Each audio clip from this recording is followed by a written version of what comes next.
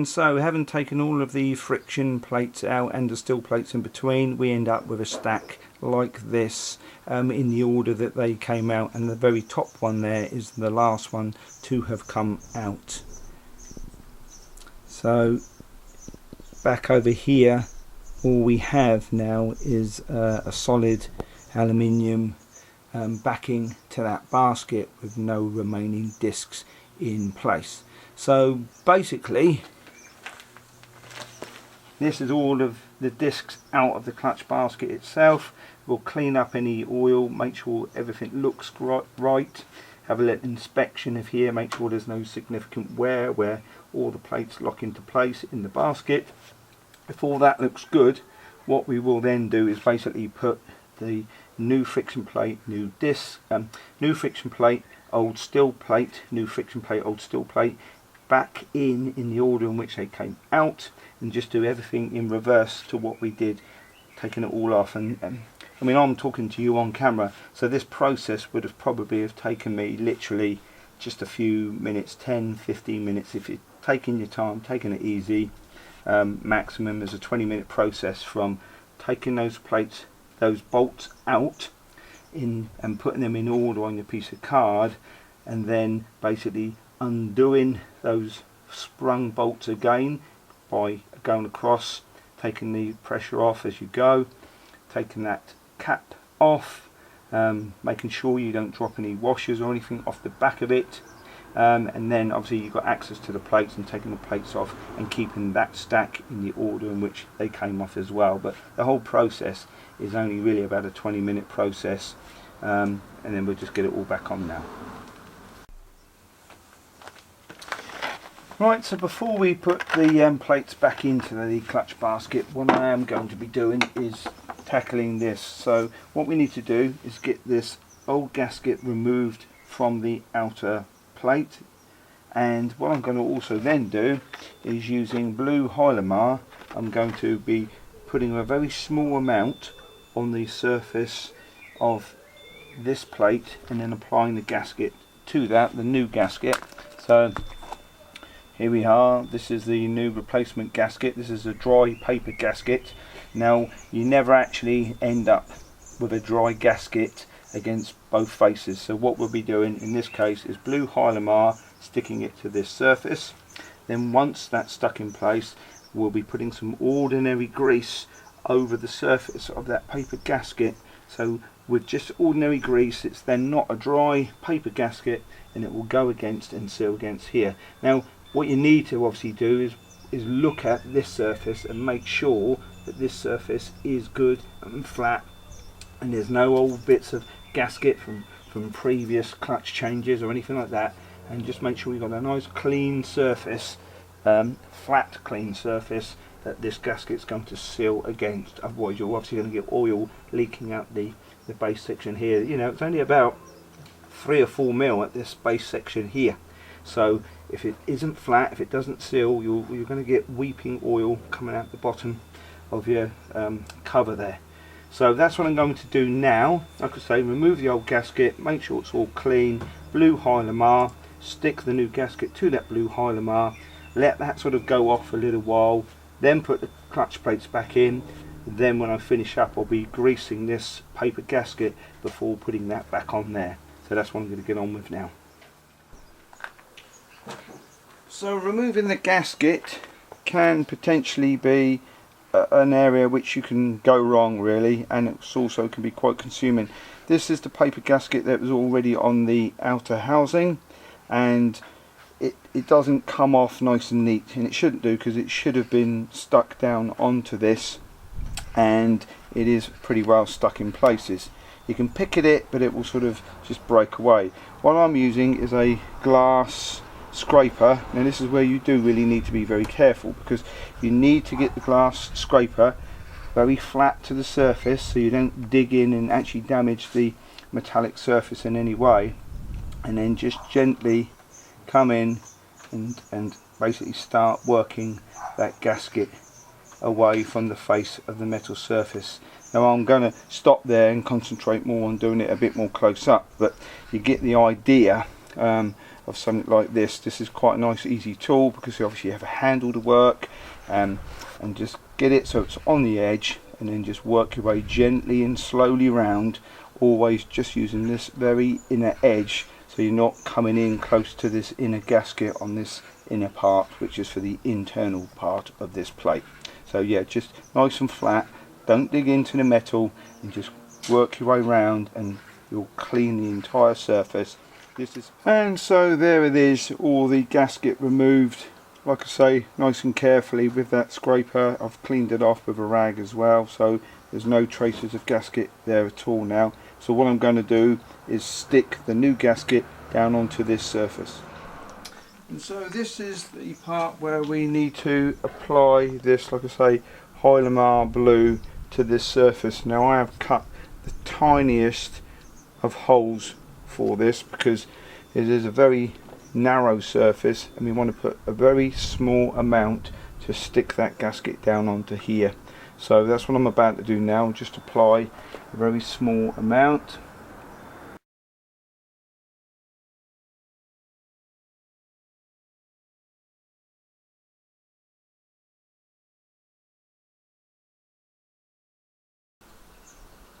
You need to remember that once these two surfaces are squeezed together with the pressure of the bolts, if there's too much of this, it'll end up inside your casing. Here we have a bit more of an area that we can apply some to, but again it is very sparingly, and you can see there it's just a very thin line.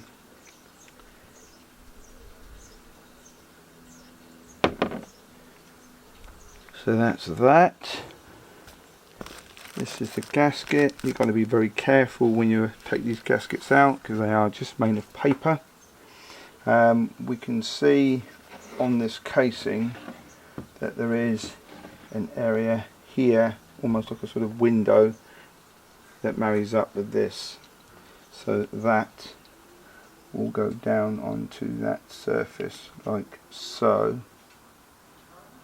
And obviously we need to make sure all the holes are married up.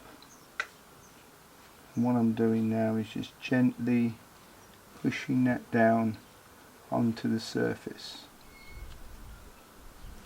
If any excess Yamaha blue oozes out, then you can just take it off with your fingers, with your gloved fingers. I'm just pushing it down gently onto the surface, and it is obviously vitally important that all the bolt holes are visible through that, because once it's sort of stuck down into place, you're not really going to be wanting to move it after that. So just pushing down with my thumb now, checking every bolt hole, making sure that everything is as it should be, and it should more or less line up itself, because if you were to force it too much, you could obviously cause it to sort of crease up, and it shouldn't be forced. Right, so in reverse order, starting with the bottom of the stack, we always start with a friction plate. So friction plate in first, then we have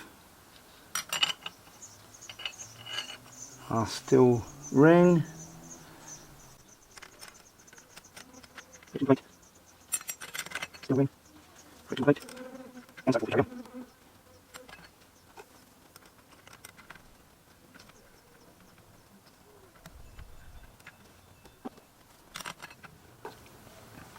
As you put the friction plates in and then follow up with the steel,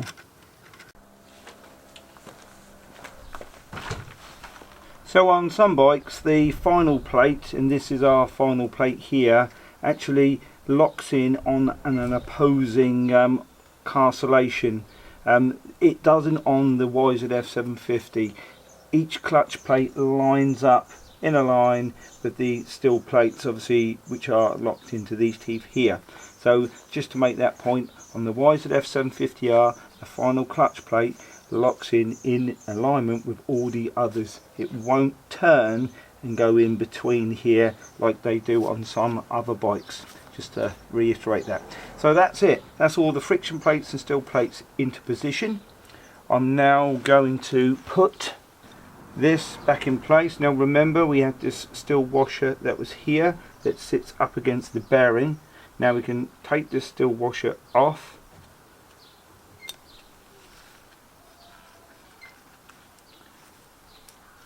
All line it up. It's actually sticky on there, so I'm going to leave it, but make sure as I go on there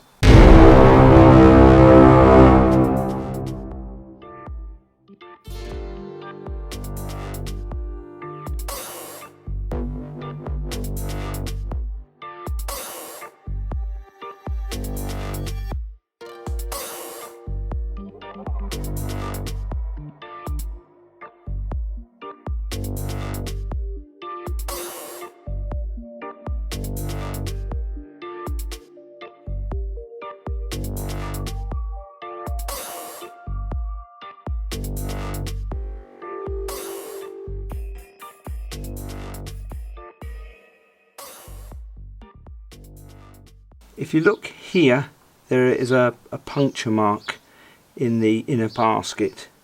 All the rings are in, the friction plates and metal rings as they should be. So look at this puncture mark here, and then if you look at this, there's a puncture mark here.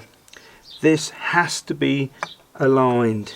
Those two have to be together, not like this or any other way other than that mark lining up with that mark, and then obviously that sits on like that. When it sits on, it will sort of rock about like that, and that is normal because that is the way it should be when it is aligned. And now we will put the springs and bolts back in place and tighten this up. Now as you can see, I've got 4 in place. I'm just going to show you on the last one. The springs, being heavy duty, will push back as you try to put the bolts in. So initially turn anti-clockwise to make sure that the bolt locates in its hole and you don't cross thread it. Then with pressure on the spring, turn the bolt, and if you feel any resistance on that bolt, you are cross threading it, so you've got to be very careful not to do so. But I'm pushing against that spring and rotating that bolt in, so now it's bit into place. So that is all 5 bolts that are now partially in. I've now got to do those bolts up to the correct torque setting, and what I will do is, as I do them up again, go crossways to do so. So having got all the bolts back in, it is now a simple task of torquing these up. Now on the YZF750R, these 10mm bolts are torqued to just 8 Newton meters. So right, so this is the outer casing, and as you can see, the paper gasket is already in place. And also, when you do stick the gasket down, you need to just make sure with a bolt that it's lined up correctly with all those bolt holes. If it isn't, what will happen is as you go to put it onto the casing, you'll be trying to line it up and you'll distort and move the gasket in the latter sort of part of installation, and you don't really want to be doing it. You want to get it all lined up and in place, in readiness to put it on, with ease. The other thing that the YZF750R has is an oil seal, an O-ring oil seal within this. That can be in here, or it can be on the outside of the spigot that inserts into this part. I'll show you that now, just so you know what I'm talking about. So this is that oil feed pipe, and this is the sort of spigot that I was on about. At the moment I've got the oil seal, O-ring oil seal on here because it's a lot easier to line it up and get it into that hole with the oil seal there already in place than the other way round. You can see the locating dowel here and here that will line up with the outer casing, and again it's imperative that these dowels are easy to get into that paper gasket, because again if they fail on it, that'll cause the gasket to sort of move and distort. Right, so just as I did the first time round, basically you want to take some grease, clean grease, straight out of the pot, and basically what I'm going to do is put this grease onto the surface of the gasket. It doesn't have to be too thick, but you want it to be enough that it forms a seal. So grease is actually perfect for this, obviously, because you know it's thick enough to sit on here and stay wherever you put it. So yeah, just cover the whole surface of your paper gasket with the grease. It doesn't matter if it gets into the holes, over the top of the holes, you know, like I say, they're just for locating dowels and also for your bolt holes. So yeah, a bit of grease isn't going to do any harm. In fact, when it comes to the locating dowels, it might actually help just to sort of get them to slot into place a bit easier.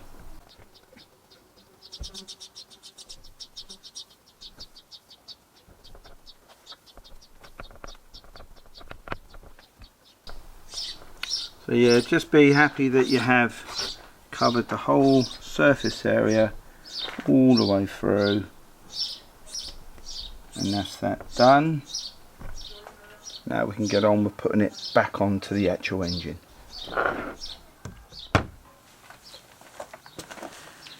Right, so having made sure that this is clean and there's no sort of little bits on there anywhere, little bits of dust or grit that are stuck to it, we've obviously just greased this, so we're now ready to take this and put it into position. So this is the spigot that I was talking about with the O-ring on that needs to go into this hole. So the first thing to do is to line that up and make sure that that is in position, and then we should find, and this is the tricky bit because you don't want to be moving that gasket around too much on the surface, and excuse my head in the way, but if all is well things will line up, and it will need a little bit of a push because you obviously got the rubber seal on there. But this is where it can all go so easily wrong, really, because at the moment I have a gap down the bottom, and it's because either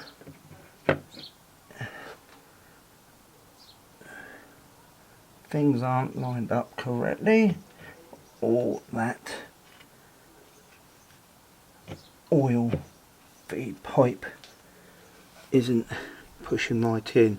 So this is really the problematic area. You really need to be careful with this particular engine, and it all stems from that oil feed pipe, because I can see that my locating dowels are lined up. It really is whether I'm confident enough to give it a little tap, is that rubber seal part in the right place. I'm just going to pull that back and just double check, making sure nothing's moved again. So it really is this which is the bit that needs to be lined up first, so you can see it go in the hole, which I can, so that's good. Go back to that position with the dowel lining up there, and it needs to line up there.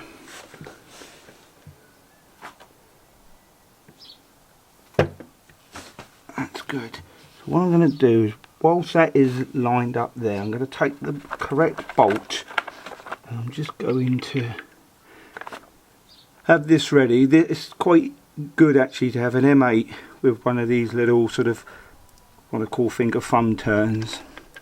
It makes life a lot easier rather than having to deal with, you know, a ratchet when you're sort of one-handed.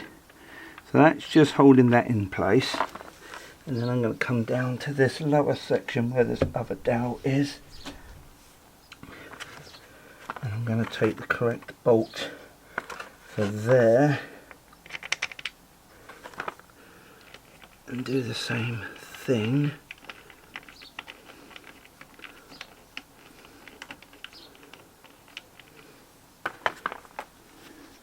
Already good at the top. Not doing any of these uptight, obviously I'm just literally locating them through the gasket into the engine casing. Now this one isn't quite lining up, so there, come over to the right.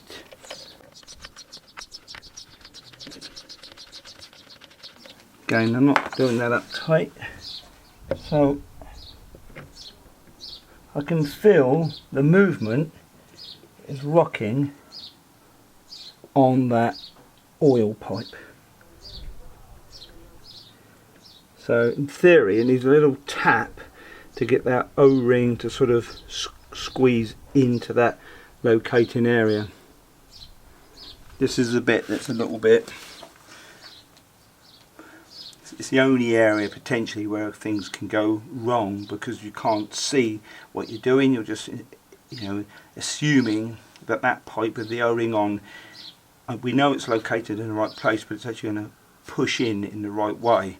And like I say, that movement there now is because that needs pressure to push it in place. I'm just going to try with a little hammer just to see if it will locate. So this is just a rubber mallet, something that won't cause damage.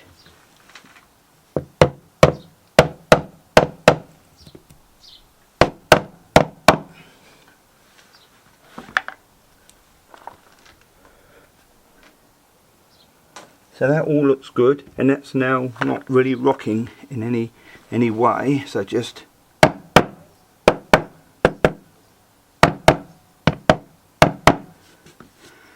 and then I'm going to take that bolt,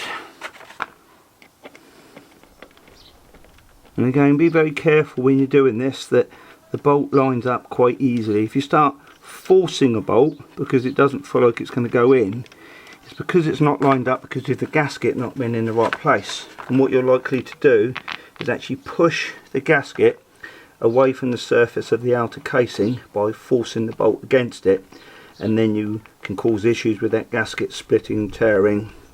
So yeah, if you didn't get it right in the first place when it was off the casing, when I showed you earlier with that Yamaha blue, then really it's already too late.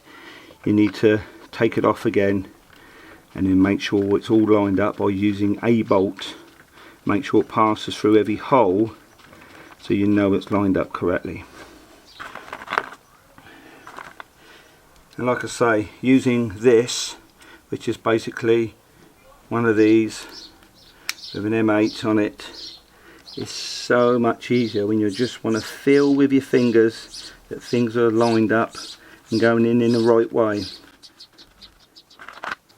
Longer bolt, much longer bolt. This is why it's important obviously to have had that piece of card with those bolts coming out of the casing and being located in there in the correct way, so you know it goes back in the right place. But much longer bolts go here. Again, I'm still swapping sides, even though I'm not doing these up, I'm still swapping sides as I put these in. They're not being done up to any sort of tightness at the moment. Incidentally, in case you need to know, these bolts, these M8 bolts, they only need to be done up to a torque setting of 12 Newton meters, no more. So I do have the correct tool obviously to make sure. Torque wrench will come out in a minute with the right size M8 on the end, and then these will all be done up crisscross pattern from top to bottom, etc., and it will be 12 Newton meters. Otherwise you risk over tightening, stripping threads out of your actual engine block. So all I'm doing now is just gently by hand bringing these in. Then what I will do is inspect that gasket again, making sure I'm happy with it, making sure I can see underneath.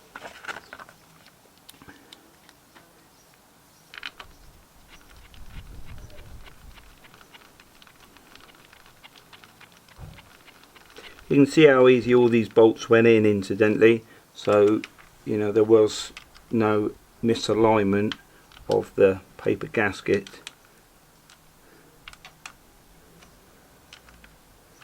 So all this is just a tiny little bit of finger tightness on all of these bolts, just getting everything into place, no more than that.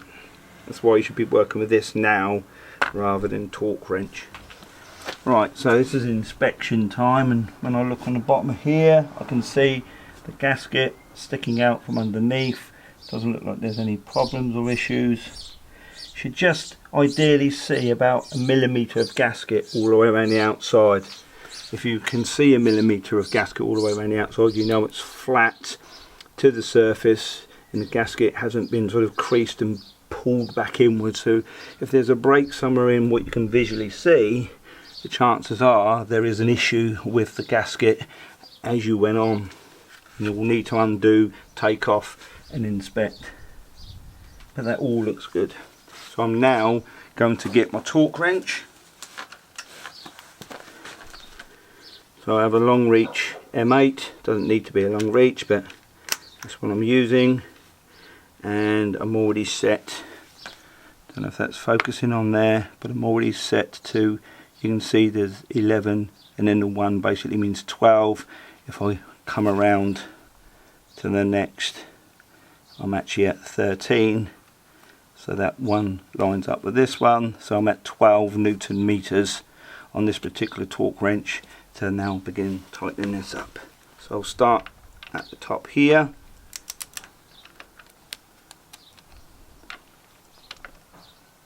Not going to obviously tighten it up until it clicks, because we need to gently work our way through.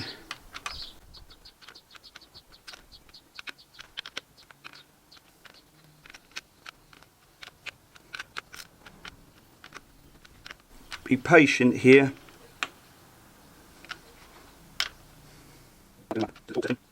Just pull them in one at a time.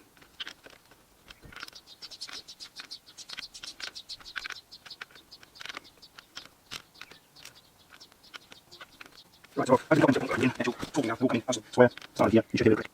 And that one, forcing it. Going on forcing that, yeah. There we go, that's done to torque, 12 Newton meters. I'm not forcing that one yet. That one's 12 Newton meters. 12 Newton meters there, 12 Newton meters there, 12 Newton meters there.